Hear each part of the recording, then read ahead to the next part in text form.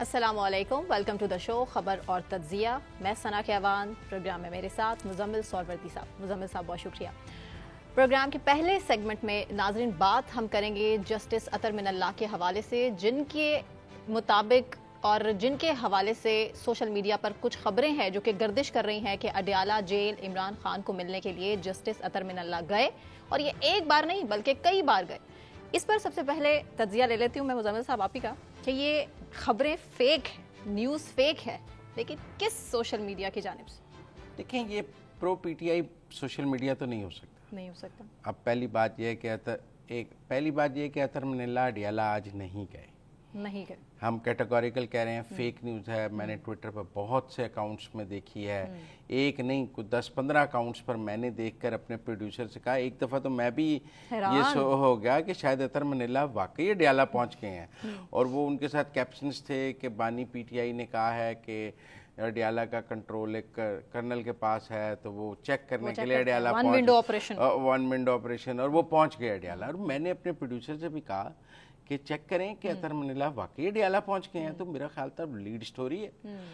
लेकिन वो मेरे प्रोड्यूसर ने मुझे बताया कि वो तो कोई अडयाला नहीं गए हैं, ये फेक है सारा। किस डेट की वीडियो है वो वीडियो है 29 अक्टूबर 2022 की। देखो, जब वो chief justice Islamabad high court थे, वो 3-4 बार अडयाला गए थे।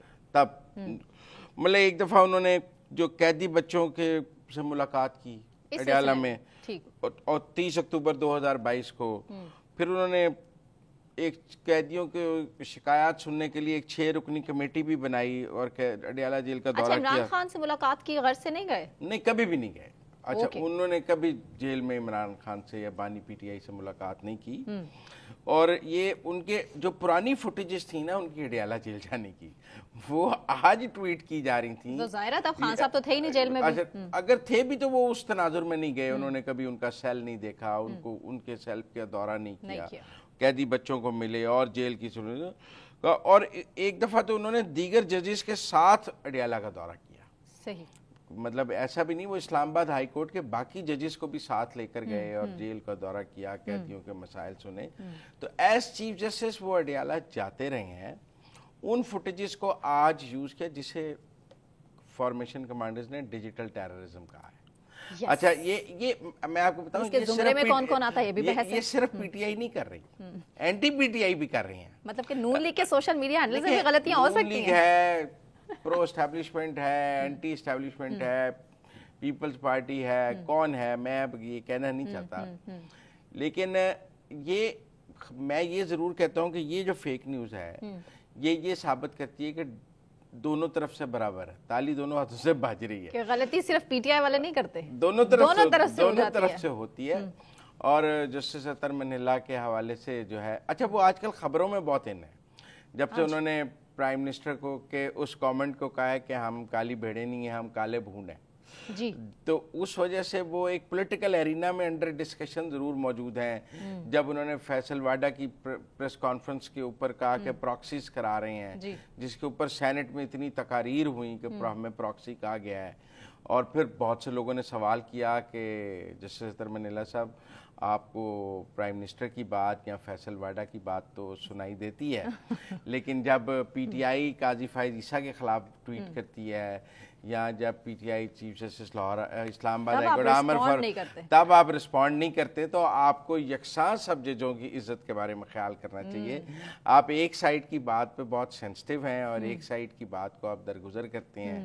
फिर लोगों के ये भी है कि as chief justice Islamabad high court आपने कंटेम्प्ट में इमरान खान को माफ़ भी किया, हालांकि जब उन्होंने वो खातून जज के बारे में रिमार्क्स दिए, आपने उनको 4 मौके भी दिए। तो एक पॉलिटिकल एरिना में जस्टिस अतर मिनल्लाह साहब का कॉन्डक्ट अंडर डिस्कशन जरूर मौजूद है। हम ये नहीं कहेंगे वो अंडर डिस्कशन नहीं है। पंजाब हुकूमत के निशाने पे सबसे बढ़ के हाँ, जज्बा बुखारी ने उनके वो काले भूंड वाले को बड़ा रिस्पॉन्ड किया है। आपके पास वो क्लिप है? जी जी बिल्कुल, सुनवाते हैं। उस्मा बुखारी साहबा क्या कह रही हैं? हमारी प्रोसिक्यूशन जो है ना, उसको काले भूंड लड़ जाते हैं जी, और वो जो है वो उनको जो है प्रोसिक्यूशन करनी नहीं आती। वो मेरे ख्याल भीड़ काटता है ना तो दर्द होती है, और बंदा बीमार हो जाता है तो फिर बहुत देर तक शायद काम नहीं कर पाते। प्रोसिक्यूशन को जो है भूंड काटते हैं उनका भी जो है वो दवाई का कुछ सोचते हैं कि उनको कोई दवाई को ऑइंटमेंट लेके दें कि उनको पूंछ लड़े तो वो माले के साथ काम कर लिया करें। तो मैंने तो बता दिया है कि रियासत को पूंछ लड़े हुए हैं भाई, आपको और कैसे बताऊं। रियासत जब काम करने लगती है उसको पूंछ लड़ जाते हैं तो फिर उनसे काम नहीं होता। शायद ये वजह उनको पूंछ लड़े हुए हैं।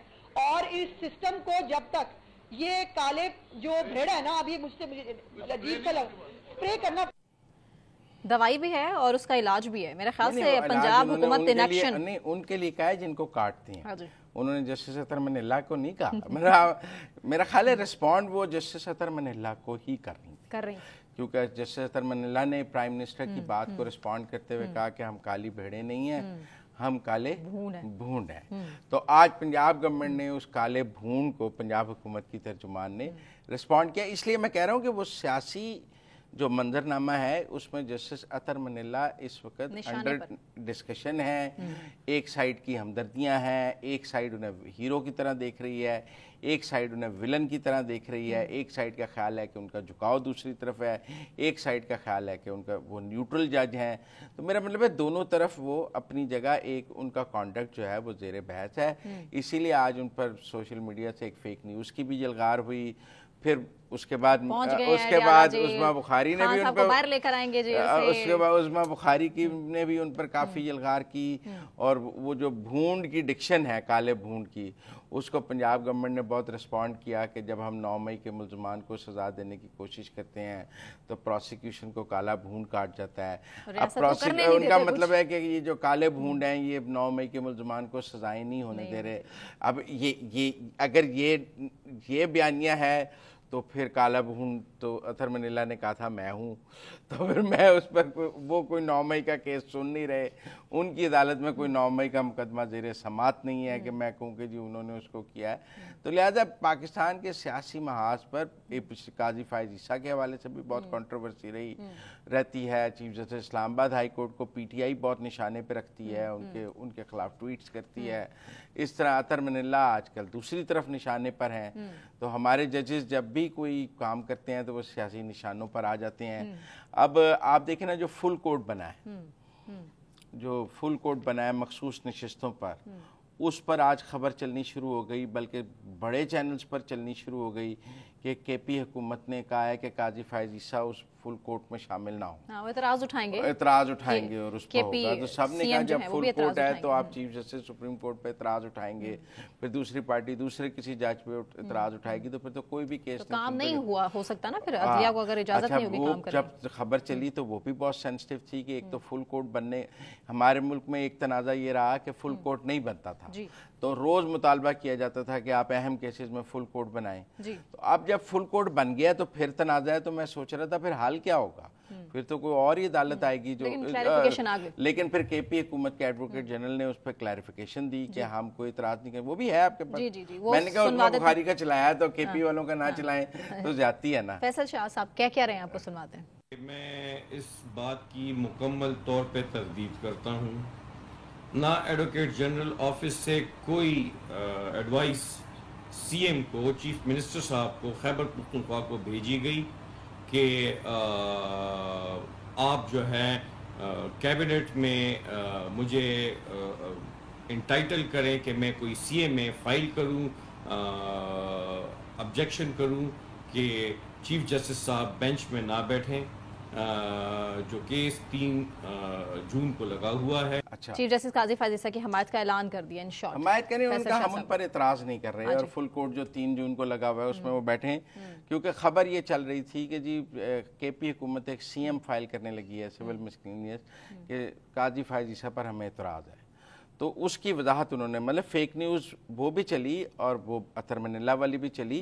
तो मैंने मतलब दोनों तरफ आजकल चूँकि सियासी महाद पर अदलिया मौजूद है तो दोनों तरफ की फेक न्यूज़ और दोनों तरफ से निशाने पर बाउंस बैक होता है और पाकिस्तान के मंजरनामे पे है। मैं मतलब अब अच्छा ऐसा क्यों होता है? क्योंकि हमारी जुडिशरी माजी में सियासत में इन्वॉल्व रही है। माजी के चीफ जस्टिस साहिबान जो हैं वो पॉलिटिकल स्क्रिप्ट की री राइटिंग में इन्वॉल्व रहे हैं। साहब की तरफ इशारा तो नहीं कर रहे? चीफ जस्टिस साकिब निसार साहब की तरफ इशारा तो नहीं कर रहे? मौलवी मुश्ताक से लेके मुनीर से लेके बहुत हाल ताज़ा मिसाल तो साकिब निसार साहब की है। और वो भी बहुत निशाने पर रहते हैं और मियां नवाज शरीफ अपनी तकरीरों में उनका बहुत जिक्र करते हैं। लेकिन आप देखें ना, उन्होंने भी कुछ ऐसी बातें की हुई हैं, मतलब जैसे मैं समझता हूँ अतर मनीला साहब को काले भूंड वाली बात नहीं करनी चाहिए थी। अच्छा। एक जज के शान शान नहीं थी। जज का काम नहीं है सियासत की में, देखें ये सियासतदान आपस में तुर्की बतुर्की जवाब देते हुए अच्छे लगते हैं। आप बात समझिए ना, तो जब अदलिया पर अटैक करेंगे तो फिर अदलिया भी नहीं, तो जवाब अदलिया अपने फैसलों से बोलती है, अदलिया रिमार्क्स से बोले, अदलिया की तौकीर की, अदलिया की शान नहीं है कि जज के रिमार्क्स में जवाब हो। जज का फैसला बोलता है। मैं आपको आज एक बात बताऊं, जब हमारे जजेस पुरानी कहावत हुआ करती थी मुजम्मिल साहब, तो जज खुद बोलते, जज बोलते हैं तो फंसते हैं। आप देखें ना, अब एक सियासी जमात है, उसने भूंड की डिक्शन को, आप क्या करेंगे? आप उनको कंटेम्प्ट में बुला लेंगे? नहीं बुला सकेंगे। कंटेम्प्ट में क्या सजा देते हैं? सियासतदान कभी एस्टैब्लिशमेंट पर उंगलियां उठाते हैं, कभी चलिए अदालतों के फैसलों पर उंगलियां लेकिन उठाते हैं। जुडिशरी इदारों की मुआवजा ज्यादा अच्छी चीज मुकद्दस नहीं है है। मेरे नजदीक। जो जुडिशरी है वो एस्टेब्लिशमेंट से ज्यादा मुकद्दस है, उसकी इज्जत ज्यादा इंपॉर्टेंट है। देखिए, आपने पाकिस्तान के आइन में एस्टेब्लिशमेंट की तौहीन की कोई ऐसी सजा नहीं रखी हुई, अदलिया की तौहीन की आपने सजा रखी हुई है। नहीं देते वो। आज एक सिविल जज ने एक फेडरल सेक्रेटरी को सजा सुना दी है 15 दिन की तौहीन अदालत पर और जुर्माना कर दिया। तो अदलिया के तकद्दुस का एक आइन को भी ख्याल है और मेरे ख्याल में जजेस को भी ख्याल होना चाहिए। तो हमारे हम देखते साहब का एक हम ये इसलिए सुनाना चाहते हैं कि अदलिया का सियासी किरदार जो है वो किसी तौर पर भी ठीक नहीं है। और ये बात अगर वो कर रहे हैं, इतना ब्लंटली बोल रहे हैं और खुलकर बात कर रहे हैं बाई इलेक्शंस के हवाले से, और किस तरह एमपीएस को वो हटा भी सकते हैं और रख भी सकते हैं, उनके हाथ में क्या कुछ है, बड़ा तासुर गलत जा रहा है इस हवाले से। जो वीडियो क्लिप है हम आपको सुनाते हैं साकिब निसार साहब को। जब हमने करवाया था तो उस वक्त अभी ये प्रॉब्लम नहीं थी कि जी बाई इलेक्शन नहीं हो सकते। अब तो बाई इलेक्शन नहीं हो सकते, तो मैंने आपसे कहा था कि 4-5 एमपीएस को तो मैं वैसे ही रिजाइन करवा दूंगा ताकि इलेक्शन। सर, ये किस जुमरे में बात की उन्होंने कि 4-5 एमपीएस को तो मैं वैसे ही हटा दूंगा? किस हवाले से? अदालत में बुला के कहूँगा, नहीं तो मैं नाहल कर दूंगा। देखो ना, उन्होंने किए भी, दलाल चौधरी, दानियाल अजीज, निहाल हाशमी कई साल के लिए कन्विक्ट किए भी तौहीन अदालत में। ये अदलिया का जो सियासी किरदार है वो अदलिया के तकद्दुस को ख़राब करता है। अब आप देखिए ना, मैं अब समझता हूँ कि बेशक अतर मनीला साहब के हवाले से फेक न्यूज़ रही, लेकिन मेरा ख्याल है उनको रिस्पॉन्ड नहीं करना चाहिए पॉलिटिशियंस को, उनको किसी भी जज को नहीं करना चाहिए। काजी फायज ईसा साहब को भी नहीं करना चाहिए, आमिर फारूक साहब को भी नहीं करना चाहिए, किसी जज को, आला अदलिये को, जज सियासतदानों के साथ तुर्की बतुर्की जवाब में नहीं आना चाहिए। इसमें अदलिया का नुकसान होगा। आप उस्मा बुखारी की आज के रिमार्क्स देख लें। अब अतर मनीला साहब तो इसके जवाब में प्रेस कॉन्फ्रेंस नहीं कर सकते, वो फिर कोई रिमार्क्स इस हवाले से आ जाएंगे सामने बड़ी जल्दी देंगे, वो फिर इसका जवाब देना शुरू हो जाएंगे। तो ये जवाबुल जवाब अच्छा नहीं है, अदलिया के तकद्दुस के लिए अच्छा नहीं है मेरे ख्याल में। और अदलिया को सियासी महाजराई से खुद को दूर रखना चाहिए। जजेस के हवाले, वैसे हमारे यहाँ जैसे पुराने उमर अता बंदियाल साहब के दौर में कहते थे कि बेंच देख के फैसले का अंदाजा हो जाता है कि 4-1 से फैसला है कि 2-3 से फैसला है, ये होगा, ये बेंच जो है ये हम ख्याल बेंच है, ये हम ख्याल बेंच नहीं है, ये हम ख्याल। तो ये जजेस के बारे में तासुर नहीं होना चाहिए। या आप जज का नाम पढ़ के अंदाजा लगा लें कि उसने क्या फैसला क्या है। जज का तो आइन और कानून के मुताबिक फैसला होना चाहिए। किसी दफा वो एक साइड के हक में भी फैसला दे सकता है, किसी दफा वो दूसरी साइड के हक में भी फैसला दे सकते हैं। जिधर आइन कानून जा रहा होगा उसको उधर जाना चाहिए। इंसाफ के तकाजे पूरे होने चाहिए अदालतों में, दैट मैटर्स। अब देखिए ना, अब ये मखसूस नशिस्तों वाला मामला है। नहीं, फुल कोर्ट बनने के बाद कोई बंदा ये तो नहीं कह सकता फुल कोर्ट का क्या फैसला आएगा। फैसला जो आएगा वो मानेगी तरीके इंसाफ, माने। आज के जो उन्होंने एडवोकेट जनरल का बयान है, इसका मतलब है मानेंगे। आप मेरी बात समझे, क्या फैसला आने क्या वाला है ये तो मैं और आप भी प्रेडिक्ट कर सकते हैं ना? नहीं कर सकते हैं। अच्छा, देखिए ना, अब लाइव स्ट्रीमिंग पे जब पहले दिन इसी केस में इमरान खान साहब को बुलाने की बात थी तो सारा बेंच मुत्तफिक था कि इमरान खान साहब को वीडियो लिंक पे लाया जाए, बानी पीटीआई मुत्तफिक था ना, लाइव स्ट्रीमिंग ना दिखाई। अब जब उनको आया, उनकी फोटो लीक हुई, अब जब लाइव स्ट्रीमिंग की बात आई तो आपको वही बेंच 4-1 से लाइव स्ट्रीमिंग के खिलाफ नहीं नजर आया। ये बेंच मुत्तफिका तौर पे कह रहा था कि बानी पीटीआई को वीडियो लिंक पे लाएं, और ये बैंक लाइव स्ट्रीमिंग के खिलाफ था क्योंकि बेंच में राय बदल गई। आप मेरी बात समझे, मैं समझता हूँ कि इशू टू इशू राय होती है, जज की कोई पक्की राय नहीं होनी चाहिए।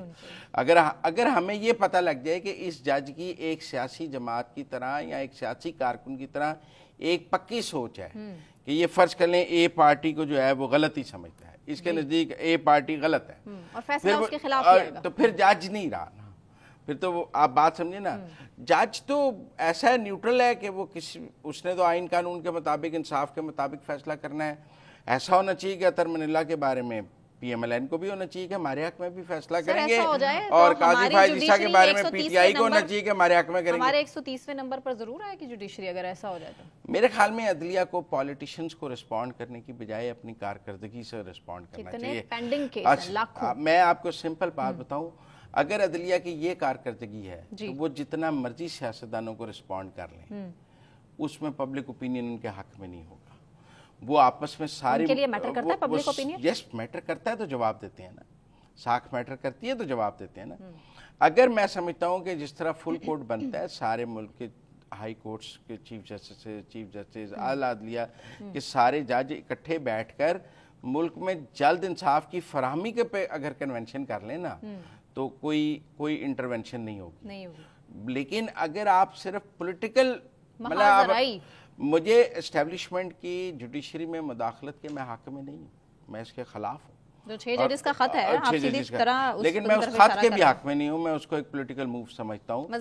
लेकिन मैं ये समझता हूँ कि एस्टेब्लिशमेंट भी आपकी बुरी कारकर्दगी की वजह से इंटरवेंशन करती है। अगर आपकी कारकर्दगी मिसाली हो, आप असूली इंसाफ दे रहे हो, तो किसी को जुर्रत नहीं होगी। चूंकि आप इंसाफ नहीं दे पा रहे, चूंकि आपके इंसाफ में ताखीर है, आपके इंसाफ में झोल है, आपके इंसाफ पर सवाल हैं, लिहाजा लोग समझते हैं, मतलब वो, मैं कहना नहीं चाहता कंटेम्प्ट ना हो जाए, उर्फ आम में लाहौर कहते हैं वकील करने की क्या जरूरत है, जज ही कर लो।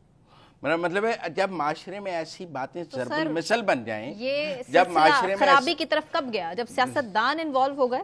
नहीं, माशरे में जजेस की तकर्री और तबादलों में यकीनन जजेस का और सियासतदानों का इंटरेक्शन नहीं होना चाहिए, लेकिन जब जजेस के मेरिट पर फैसले होने चाहिए। जब जजेस के इमीडिएट फैमिली पॉलिटिक्स में आ गई, मतलब जब चीफ जस्टिस का दामाद एक सियासी जमात से का वजीर हो और वो सूबे के चीफ जस्टिस भी हों, तो फिर झोल की बात क्यों ना की जाए। फिर कहा जाए, इसीलिए कहा जाता है कि जजेस और उनकी फैमिलीज को नॉन पॉलिटिकल होना चाहिए, जजेस को नॉन पॉलिटिकल होना चाहिए। लेकिन हमने ऐसे भी देखा है कि एक सूबे के चीफ जस्टिस, उसी सूबे में उनका दामाद वजीर, और उसी सूबे में फिर उस पार्टी के हक में जमानतें रात को, फिर वो लोग सवाल नहीं करते थे, फिर कहते थे उनके दामाद को मुर्शिद कहते थे। इसीलिए तो फैसले इसीलिए तो फैसले बोलते थे, मतलब लोग कहते हैं रात को जमानतें बोलती थी, दिन को फैसलों ने क्या बोलना है। 11 बजे तक रात जज इंतजार में बैठे रहते थे, तो लोग सवाल करते हैं। 12 बजे अदालतें भी खुलती रही। तो इसलिए मेरा ये ख्याल है कि पाकिस्तान की जुडिशरी को खुद को सियासी मंजरनामे से दूर करने के लिए ये रिमार्क्स पर खुद ही ज़रा कंट्रोल करना चाहिए। काजी फायज ईसा साहब को अपने जजेस को बिठाकर ये कहना चाहिए कि भाई हम जब केस सुन रहे होंगे तो हम कानूनी सवाल तो ज़रूर पूछेंगे, लेकिन कोई सियासी रिमार्क्स नहीं देंगे, कोई जो मैनी बात नहीं करेंगे, किसी की नहीं करेंगे, ताकि कोई बात उनकी सियासी मंजरनामे में फिर देखें ना ये भूंड वाली बात अब चल पड़ी। अब लोग अक्सर मतलब काला भूंड, सफ़ेद भूंड, रेड भूंड, मतलब अब डिक्शंस में। सर PTI की कोर कमेटी इजलास में भी यही अलामिया सामने आया है कि काजी फायज ईसा साहब हमारे केसेस से अलग हो जाएं, क्योंकि तासुर यही है कि वो बाइस्ड हैं, इसीलिए हमारे हक में फैसले आएंगे नहीं। अतर मनीला अलग हो जाएं, फिर वो कहेंगे मुनीब अख्तर अलग हो जाएं, फिर तो कोई किसी का केस सुन ही नहीं सकेगा। मैं ये कह रहा हूँ कि अगर आप ये रिवायत डालनी इसीलिए एक तो जजेस को भी अपना कॉन्डक्ट ठीक करना होगा, और दूसरी तौर पे पॉलिटिकल पार्टीज को भी जो फेवरेट जजेस और नॉन फेवरेट जजेस की लिस्टें बनानी बंद करनी। सर यहाँ ये स्टेटमेंट मेरे ख्याल से ज़्यादा इंपॉर्टेंट है, जो कि हमें मेंशन करनी चाहिए कि वाकई अब वक्त आ चुका कि इदारों को अपने हुदूद में रहकर काम करना चाहिए अगर मुल्क और पाकिस्तान की तरक्की और खुशहाली मुकद्दम है इदारों के लिए। ब्रेक ले लेती हूँ मैं, ब्रेक से हम वापस आते हैं और वापस आने के बाद बात करेंगे आरिफ अलवी साहब के एक तकरीर के हवाले से, बयान के हवाले से, जिसमें इमरान खान साहब की वो खुलकर हमायत कर रहे हैं। क्या कह रहे हैं, एक ब्रेक के बाद आपको बताएंगे। हमारे साथ रहिए।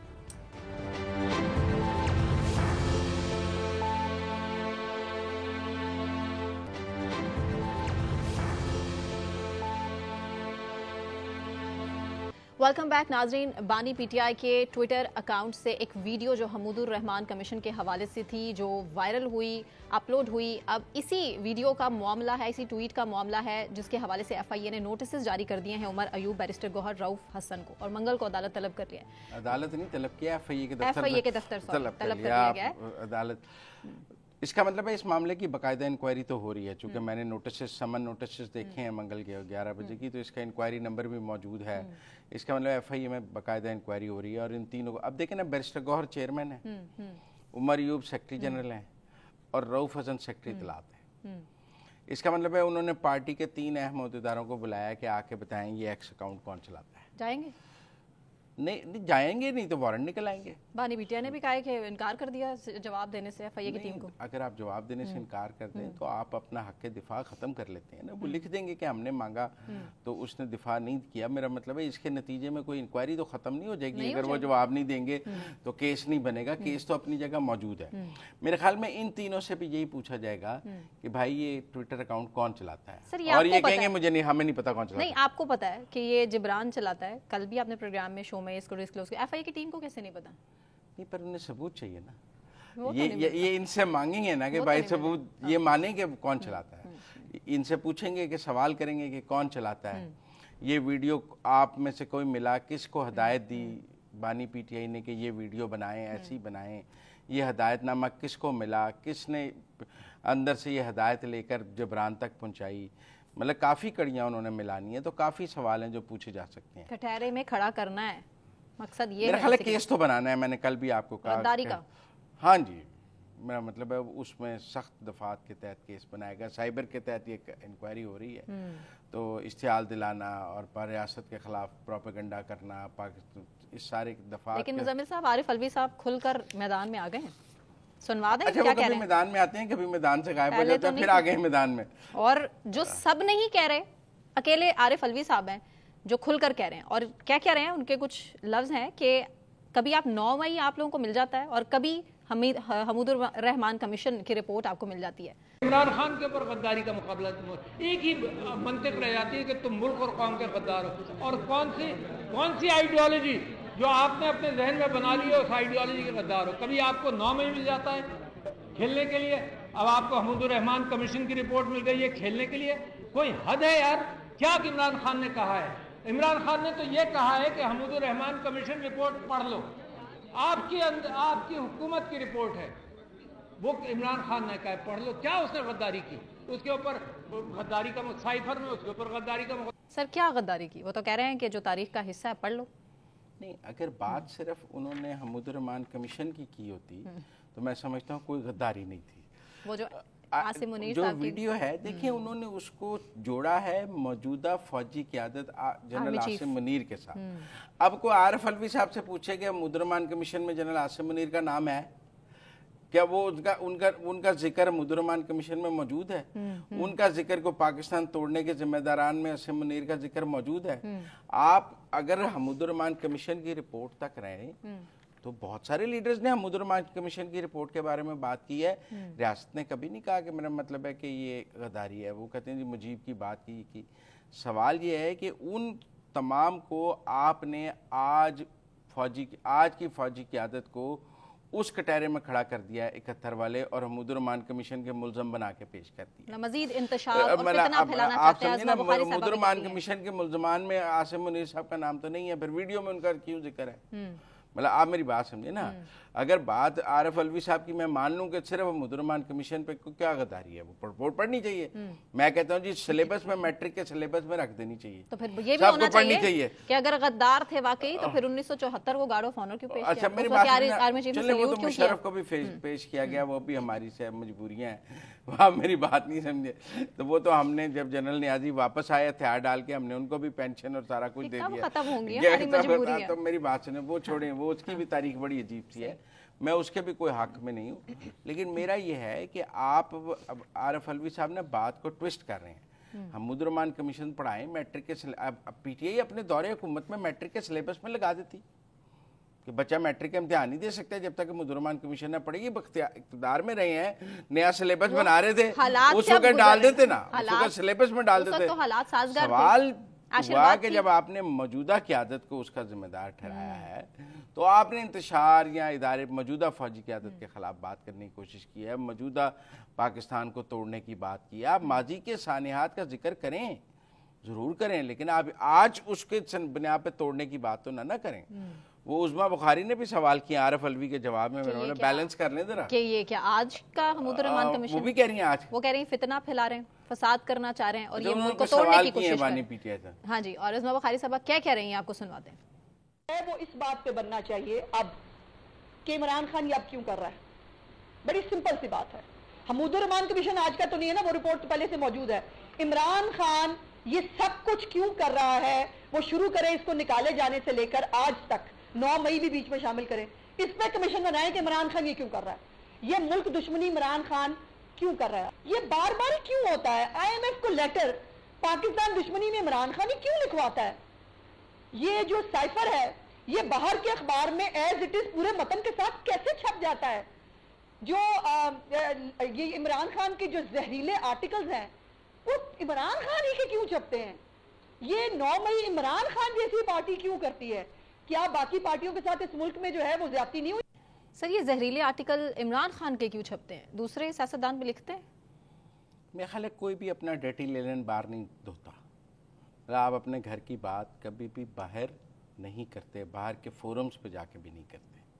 मतलब ये अच्छा नहीं समझा जाता कि आप जाकर बाहर की मीडिया को पाकिस्तान के खिलाफ अपनी अंदरूनी सियासत वहाँ पे दो। वहाँ तो आपने पाकिस्तान का मुकदमा, लेकिन इंटरनेशनल मीडिया से हकाइक तो छुपते नहीं हैं। नहीं, पर आप उसको यूज़ नहीं करते एज अ टूल अपने मुल्क के खिलाफ। मतलब जो टेलीग्राफ का आर्टिकल है उसमें भी आर्मी चीफ के खिलाफ था, आप बात समझे ना। और सवाल था कि आपने उस टेलीग्राफ के आर्टिकल में भी आर्मी चीफ को ही हदफ का निशाना बनाया, तो फिर आप कहते हैं हमारा क्या कसूर है, हम क्या कर रहे हैं। ये सवाल भी ठीक है कि हमुदुर रहमान कमीशन तो कब की मौजूद है। कभी जब बानी PTI वज़ीर आज़म थे तो आपने उनके मुंह से हमुदुर रहमान कमीशन की रिपोर्ट सुनी थी। इदारों का आशीर्वाद हासिल। नहीं मेरा मतलब आप बात सुन, यहाँ तो वो तब कहते हैं कि जी हर बंदे को ये पढ़नी चाहिए। मतलब उस वक्त आपको हमुदुर रहमान कमीशन, जब जनरल फैज सारा कुछ कर रहे थे जिस पर कि धरना कमीशन है और सारी बात है, जब जनरल बाजवा आपके लिए कर रहे थे तो तब आपने कभी कहा हमुदुर रहमान कमीशन, जब नैब नियाजी गठजोड़ की बात की जाती थी तब आप कहते थे हमुदुर रहमान कमीशन रिपोर्ट पढ़ी जाए। तो सवाल तो ठीक है कि बहुत पुरानी है, आज उसकी क्या रेलेवेंस है और तारीख में से छुपाया गया इस रिपोर्ट को।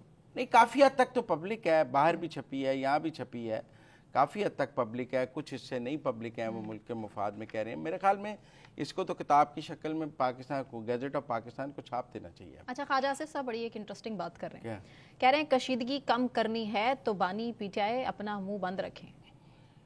नहीं, मेरे ख्याल में वो मुंह बंद रखने के तो मैं कोई हक में नहीं, किसी का मुंह बंद नहीं होना चाहिए। मैं समझता हूँ सबको बोलने की इजाज़त होनी चाहिए। हाँ, बोलने वाले को ये ज़रूर ख्याल रखना चाहिए कि उसने क्या बोलना है।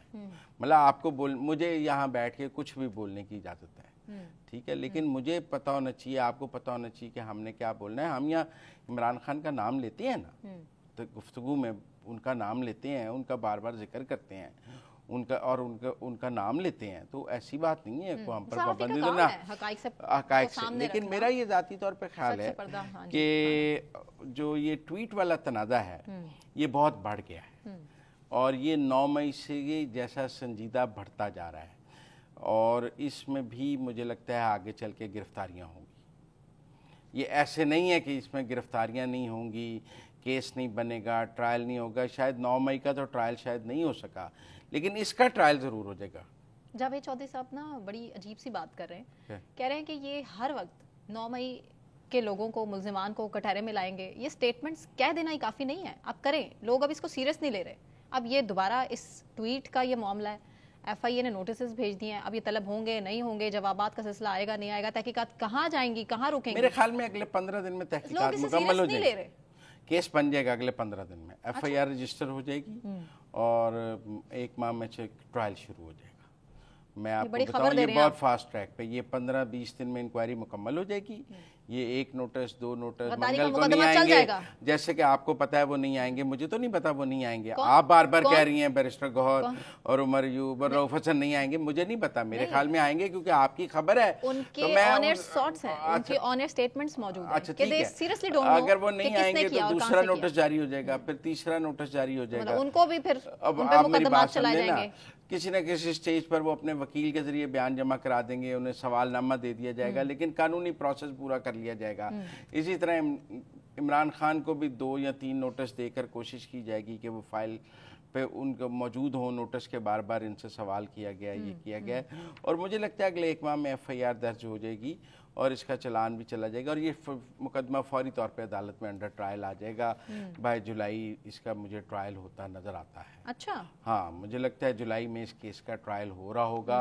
अब वो कितना फास्ट ट्रैक हो जाता है, क्या हो जाता है, ये इस बार जो हॉर्न्स लॉक हुए हैं, जिसे हम कहते हैं दोनों पार्टियों के जो सींग फंसे हैं इस बार, वो सींग डाढ़े फंस गए हैं, क्योंकि फॉर्मेशन कमांडर्स ने भी डिजिटल टेररिज्म की बात की है, ट्वीट की बात हुई, वीडियो की बात हुई, तो मुझे लगता है इस बार इसको टेस्ट केस बना लिया गया है दोनों तरफ से। आप देखें उन्होंने भी इस ट्वीट को पिन कर दिया है, उन्होंने भी, मेरा मतलब है कि ऐसा नहीं है कि वो को माजरत खाना रवैया है। मैं एक देख रहा था कि जी वो सोशल मीडिया टीम को ये वीडियो बनाने पे बड़ा खराज तहसीन भी पेश किया जा रहा है कि क्या कमाल काम कर दिया उन्होंने। अच्छा, हाँ, अब तो 1 मिनट, मैं यही कह रहा हूँ, सींग फंस गए हैं।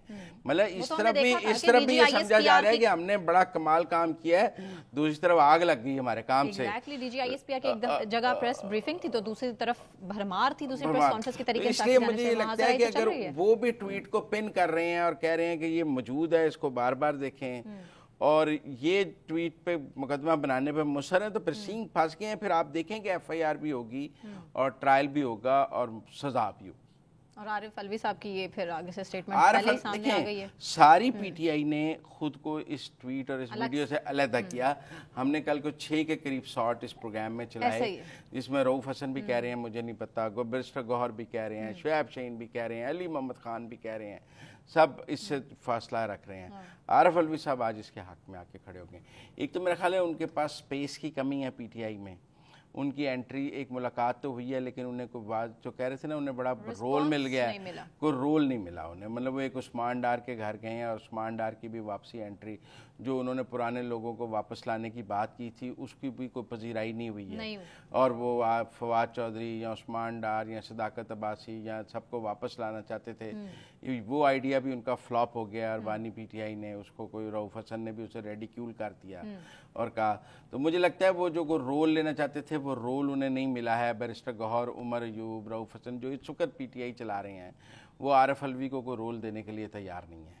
तो आरिफ अलवी साहब ने सोचा कि ये एक अच्छा मौका है कि मैं बानी PTI के साथ खड़ा होकर अपना रेलेवेंस बना लूं, तो शायद मेरा कोई रोल निकल आए और बानी PTI को भी पता लगे कि मैं खड़ा हूं, तो बाकी नहीं खड़े, देखें मैं तो खड़ा हूं। क्यों इतनी एकदम से इम्पोर्टेंट नजर आ रही है हमें? तरीके इंसाफ भी जो मंजर आम पर आना शुरू हो चुके हैं इस टाइम, रूपोश रहनुमा भी, रमेश कुमार साहब की स्टेटमेंट है और आज का उनका ये इंटरव्यू बड़ा आज वायरल चल रहा है और उनकी एग्जैक्ट स्टेटमेंट्स यही है कि इसी साल हुकूमत की तब्दीली देख रहा हूँ, हालात बिगड़ते देख रहा हूँ।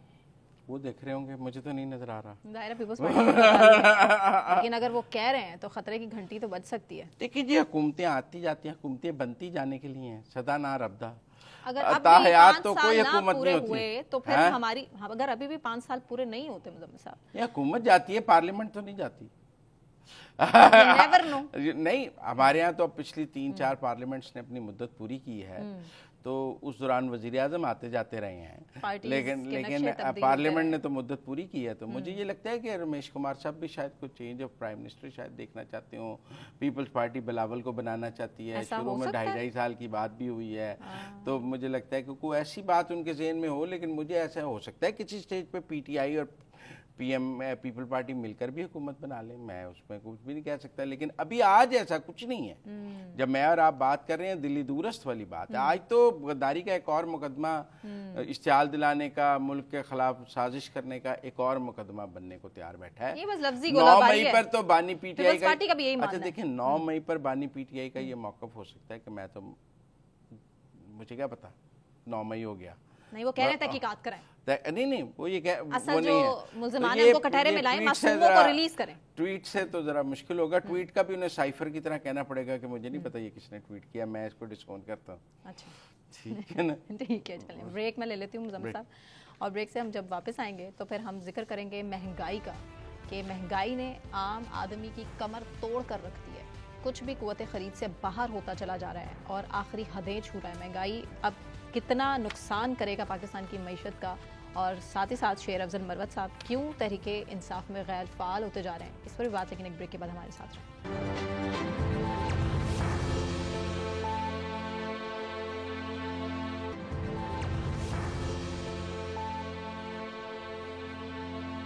वेलकम बैक नाजरीन, मुज़म्मिल सॉलवर्दी साहब स्टूडियोज़ में मेरे साथ मौजूद हैं। बात करेंगे शेर अफजल मरवत की, जिन्होंने PTI से फ़िलहाल गैर फ़ाल होने का ऐलान कर दिया है और दुबई में अपना ज़्यादातर वक्त गुजारेंगे।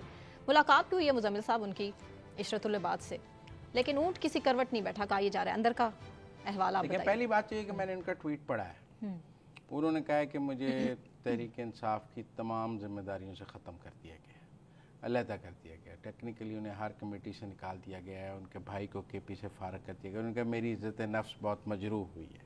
क्या किया उन्होंने ऐसा?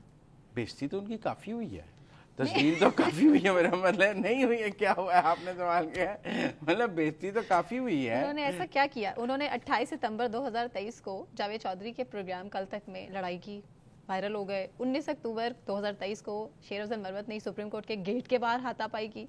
इसके अलावा 2024 4 मार्च को MQM के अरकान के साथ भी लड़ाई की। यहाँ बात नहीं रुकी, बात 8 मई 2024 को शेर अफजल मरवत सहाफ़ी के सवाल पर भी गुस्सा हो गया, उनसे बदतमीजी कर रहे थे। इतने तो उन्होंने बेहतरीन काम किए। तो अब देखिए ना, मेरा मतलब है कि शेर अफजल मरवत साहब को अपने रवैये पे नज़रसानी, आप वो बड़ी तन्हाई में होंगे इस वक्त, उन्हें सोचना चाहिए कि इन तमाम बदतमीजियों ने उनको क्या दिया, ब्रांड बन गए, क्या फ़ायदा हुआ जिनके लिए बदतमीजियाँ कर रहे। देखिए मैं आपको एक बात बताऊँ, पाकिस्तान में बदतमीजी की सियासत का जो कल्चर परवान चढ़ा, आप जिन लोगों ने वो कल्चर परवान चढ़ाया उनकी हालत देख लें। आप तहरीक इंसाफ को इसका जिम्मेदार ठहरा रहे हैं? मैं उन लोगों को ठहरा रहा हूँ जिन्होंने बदतमीजी की सियासत को परवान चढ़ाया। किन्होंने चढ़ाया? मसलन इसका सबसे बड़ा नाम तो फयाजुल हसन चौहान था, फिरदौस आशिक अवान थी, जो भी रिसेंटली कह रहे थे कि मैं थूके को नहीं चाटता। लोगों की तजलील अच्छी कर लेते थे, जुगत तंज मतलब मुंशी कह देना, किसी की तजलील की फिक्र यूज़ करना।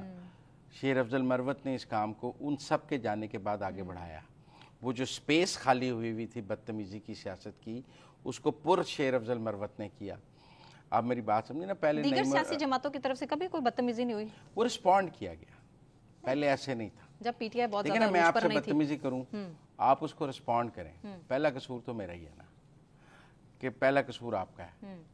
आपने तो नहीं, पीपल्स पार्टी और नून लीग को भी हमने कई बार देखा, लेकिन उन्होंने 90 की दहाई के बाद चार्टर ऑफ डेमोक्रेसी कर लिया, फिर उनके दरमियान अमन हो गया। मैं ये कह रहा हूँ कि देखें, सीख लिया ना हमने आपस में कि बदतमीजी का कुछ नहीं होता, फिर उसके बाद इकट्ठे चलने पे बात हो गई, लेकिन फिर अब दोबारा हो गई, लेन देन भी हो गया, मुकमुका भी हो गया। आप उसको देखें, आप उसको जो भी कहें, दोनों को समझ आ गई कि गालम गलूच से कुछ हासिल नहीं होता, तीसरे फरीक का फायदा, तीसरे फरीक का फायदा होता है, आप समझिए थर्ड फोर्स का फायदा होता है। लेकिन अब उनकी इशरतुल इबाद से मुलाकात भी नाकाम हुई है। मुझे नहीं लगता इशरतुल इबाद साहब का पाकिस्तानी पॉलिटिक्स में कोई रोल है आगे। वो कह रहे हैं पाकिस्तान की बेहतरी के लिए कोई कदम उठाऊंगा तो उठाऊंगा, बस फिर कोई निगरान वज़ीर आज़म ही बन सकते हैं वो। मेरा मतलब है कि वो कराची आके कोई पॉलिटिक्स नहीं कर सकते, मुझे नहीं लगता। हाँ, उन्होंने नहीं इसकी तरफ इशारा कहा कि नहीं तो अगर उन्होंने पाकिस्तान नहीं आना और शेर अफजल मरवत ने भी ज़्यादा वक्त दुबई रहना है, तो अच्छी दोस्ती है, दोनों मिलकर दुबई में करें आहोजारियाँ। उनको MQM ने बहुत ज़ख्म दिए हैं, वो MQM के इस वक्त देखें ना जी, खालिद मकबूल सिद्दीकी की जगह इशरतुल इबाद बनना चाहते थे कि मेरी क़यादत में सब इकट्ठे हों, मैं इन सब से, उनका क्या मुकदमा है? उनका मुकदमा है कि मैं सबसे सीनियर हूँ, इन सब को मुझे अपना लीडर मानना चाहिए, लेकिन कोई उनको लीडर मानने के लिए तैयार नहीं, ना मुस्तफा कमाल, ना फारूक सत्तार, ना खालिद मकबूल सिद्दीकी। लिहाजा वो वापस वो दुबई जाके बैठ गए हैं कि कोई मेरी लीडर। शेर अफजल मरवत को भी कोई लीडर मानने को तैयार नहीं है सारी PTI ने। ईगो है ना, ईगो है कि अब मुझे मनाया जाएगा तो फिर ही मैं वापस आ सकता हूँ। हाँ, क्योंकि दूसरी तरफ खान की ईगो है, वो तो जाने वालों को दोबारा वेलकम नहीं करते। है कि अगर मुझे खान बुलाएगा तो मैं आ जाऊंगा, तो वो जाने वालों को दोबारा वेलकम कम ही करते हैं खान। मेरा ख्याल है खान रिहा होकर किसी स्टेज पर कुछ हो जाए, मुझे भी अडियाला से तो कोई ब्रेक थ्रू नज़र नहीं आता। या इमरान खान किसी स्टेज पर जो मौजूदा पीटीआई की टीम है इसको चेंज करने का फैसला कर लें और वो समझें कि ये जो टीम है ये डिलीवर नहीं कर रही और ये बिल्कुल नई टीम है और इसको मुझे चेंज करके नई टीम को आगे लाना है, तो वो नई टीम शेर अफजल मरवत हो सकते हैं। लेकिन अभी सूरत हाल फौरी तौर पर मुझे नहीं लगता कि वो शेर अफजल मरवत का कोई चांस है। अब बैरिस्टर गौहर वगैरह की उन्होंने बहुत चुम्मियाँ ली हैं लेकिन वो चुम्मियाँ काम नहीं आई हैं। उन्होंने किक मारी है और वो शेर अफजल मरवत को उठा के स्टेडियम से बाहर फेंक दिया है और वो पार्टी के अंदर ही वो कहते हैं साजिश हुई है उनके खिलाफ। तो ये रऊफ हसन और उनको भी तो गलतियां कुछ नहीं करनी चाहिए, अलग से सोशल मीडिया टीम बना लेना, अपनी हाइप में ऐसे ऐसे जुमलों का तबादला कर देना, ऐसे ऐसे काम कर देना। अगर आप देखेंगे कोई बंदा बहुत out of the way popular हो रहा है तो पार्टी में उसके लिए जेलसी होती है। एक स्टेज में मुझे याद है शेख रशीद जो थे ना वो PMLN में बहुत पॉपुलर हो रहे थे, फिर उन्हें भी PMLN में बहुत कट टू साइज किया गया। कहा है उन्होंने, इसका जिक्र भी किया, cut to size. Javed Hashmi साहब ने कहा इसका खुलकर। तो अगर आप पॉपुलर हो रहे हो, शेर अफजल मरवत, मुझे एक दफ़ा याद है कि ये जलसा था मुशर्रफ के दौर में मोची दरवाजे में जो अपोजिशन का इत्तेहाद था जिसके नवाबजादा नसरुल्लाह सरबराह थे और नवाबजादा नसरुल्लाह और गुलाम मुस्तफ़ा खर की बहुत लड़ाई थी आपस में क्योंकि दोनों मुजफ्फरगढ़ से हैं। लोग नवाबजादा नसरुल्लाह को नहीं सुनना चाहते थे, खर को सुनना चाहते थे। नवाबजादा साहब ने जलसा ख़त्म करने का ऐलान कर दिया, खर साहब स्टेज पे बैठे रहे, लोग भी बैठे रहे। खर ने अकेले पूरे जलसे को से बाद में ख़िताब चलक कर दिया, जब सब चले गए खर अकेले ही कर रहे थे। तो जो पब्लिक रिस्पॉन्स है, शेर अफजल मरवत और बैरिस्टर गौहर खड़े हों तो लोग तो शेर अफजल मरवत को सुनना चाहते हैं, शेर अफजल मरवत और उमर यूब खड़े हों तो लोग शेर अफजल मरवत को सुनना चाहते हैं। तो इसलिए शेर अफजल मरवत की जेलसी पे तो नहीं बात है, लेकिन आउट हो गए हैं, ऐसे सब लोग आउट हो जाते हैं और वो भी आउट हो गए हैं। बहरहाल उनकी इनिंग मुझे लगता है वक्ती तौर पर ख़त्म हो गई है। अगर उन्होंने पीटीआई ना छोड़ी, कभी किसी स्टेज पर पीटीआई को ज़रूरत हुई, अभी फौरी तौर पे उनका कोई रोल नहीं है। मुझे लगता है अब वो टॉक शोज़ में भी कम नज़र आएंगे, मैं और आप भी उनके बारे में अब कम ही बात करेंगे क्योंकि वो रेलेवेंस उनकी ख़त्म हो जाएगी।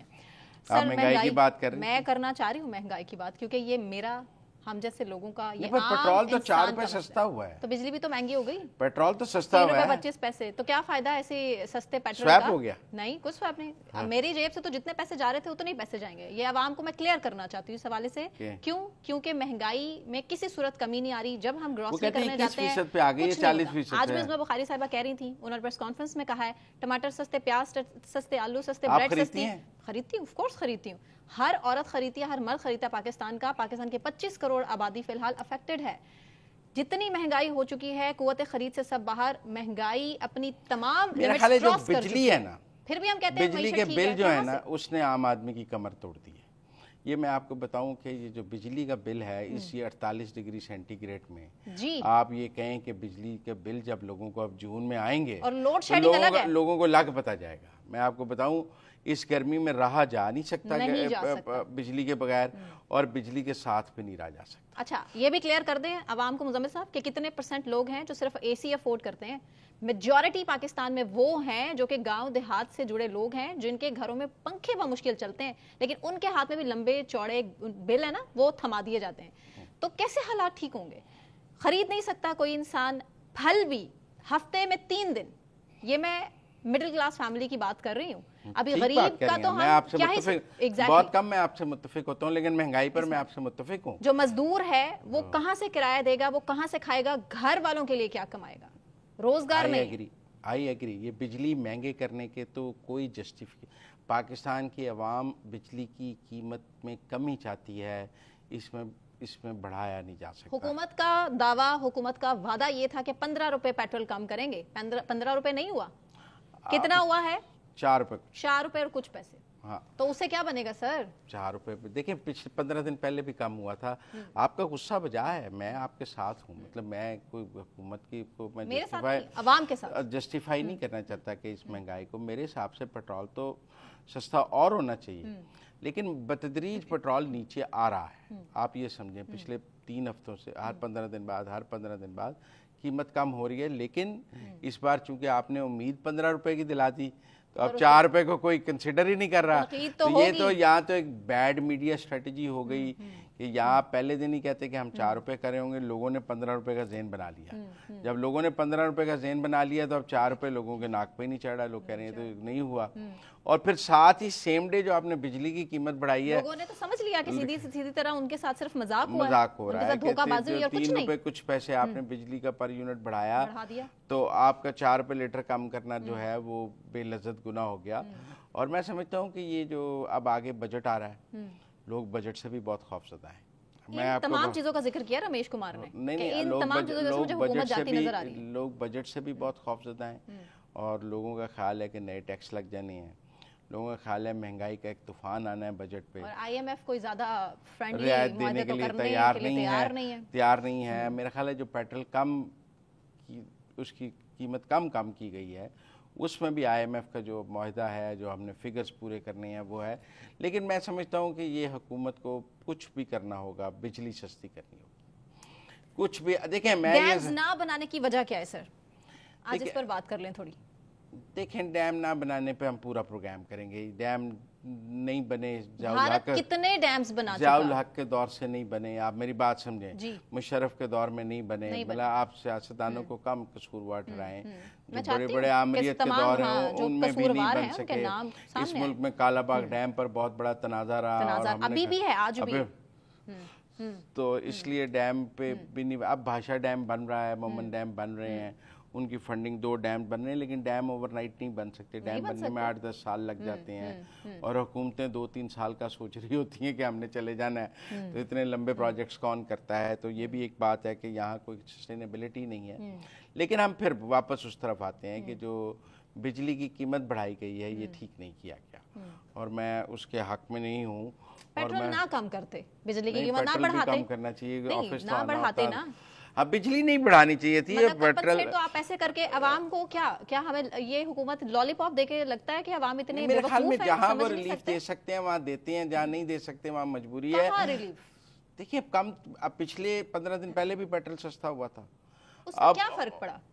आप ग्रोसरी करने जाएं, वो कहते हैं जी हमने तो जितने की खरीदी थी। अब एक और स्कैंडल सामने आया है कि जो 15 रुपए का पेट्रोल कम करने का कहा गया था, इसमें बहुत से घपले भी खुलकर सामने आए। नहीं, अभी बहुत से लोगों को नवाजा भी गया। नहीं, कोई नवाजा नहीं गया। मैं समझता हूँ कि जो पेट्रोल की कीमत का फार्मूला है ना, वो अब तमाम माशी माहिरीन को याद है। कितने % लेवी है, कितने % टैक्स है, प्राइस क्या है। नहीं, थोड़ा दिन गुजरने दें, अब तो मज़ीद स्कैंडल्स खुलकर सामने आएंगे। नहीं, अभी तो हम गंदम स्कैंडल से बाहर नहीं आ रहे। किस दिन क्या पेट्रोल की कीमत थी, मेरे ख्याल में ये बहुत। अब मैं आपको बताऊं, ये फार्मूला गूगल से भी आप निकाल सकते हैं। लेकिन घपले की बात तो नहीं, मैं आपसे मुत्तफिक हूँ, लेकिन मैं समझता हूँ कि जो 15 रुपए कह के 4-5 रुपए किया गया ना, इससे जो अच्छा काम है वो भी बुरा बन गया। और जो बिजली महंगी की गई है उससे वो मजीद बुरा काम और बुरा बन गया। एक ही दिन में सब कुछ हुआ, उससे बुरा बन गया। ठीक हो गया। मुज़म्मिल साहब, प्रोग्राम का इख्तिताम, टाइम चूंकि कम है। नाजरीन, अपना बहुत ख्याल रखिए। मुझे, सना कहवान को, मुज़म्मिल सोहरवर्दी साहब को इजाज़त दीजिए। अल्लाह हाफ़िज़।